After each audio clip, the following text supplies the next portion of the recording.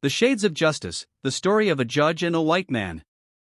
In a quiet town nestled between rolling hills, Judge Samuel Hart was known for his unwavering sense of justice. A man of integrity and honor, he believed in the law as the great equalizer, blind to race, wealth, or power. Yet, even the most steadfast beliefs are tested when the human spirit collides with the complexities of reality. One autumn morning, the courthouse buzzed with whispers about the arrival of a new case. A white man named Charles Donovan had been accused of defrauding several small business owners in the town. Charles was no ordinary man, he was a wealthy and influential figure who had built an empire selling promises of prosperity. For years, people trusted him, but now, his name had become synonymous with betrayal. As Charles stood in the courtroom, his tailored suit and composed demeanor contrasted sharply with the anger and despair of those who had fallen victim to his schemes. The small business owners, many from marginalized communities, looked to Judge Hart for justice. They had lost everything: money, homes, and dignity, and this trial was their last hope. Judge Hart observed Charles with an unreadable expression. He knew this case was more than a simple fraud trial, it was a test of the system's ability to hold the powerful accountable. The weight of the gavel felt heavier than ever. The prosecution presented compelling evidence, forged documents, misleading contracts, and testimonies from victims.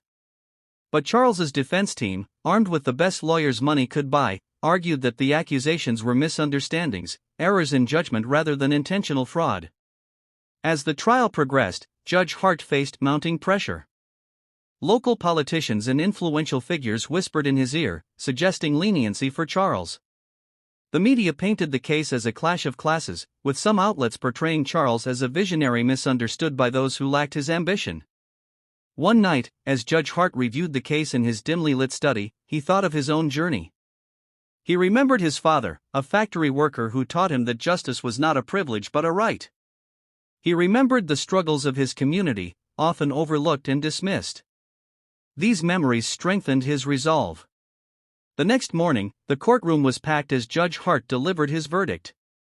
His voice was steady but firm. He acknowledged the complexities of the case but emphasized that justice could not be swayed by wealth or influence. Charles Donovan was found guilty on multiple counts of fraud and sentenced to 15 years in prison, along with a mandate to repay the victims. As the verdict was announced, the courtroom erupted. Some cheered, while others wept tears of relief. Charles's composed facade cracked as he was led away in handcuffs. Judge Hart sat silently for a moment, the gavel still in his hand. He knew the decision would make him enemies, but he also knew it was the right one. Justice, he believed, had no shades, it was absolute, a light that must shine equally on everyone. And so, the story of a judge and a white man became a tale not just of crime and punishment but of courage and the enduring quest for fairness in an imperfect world.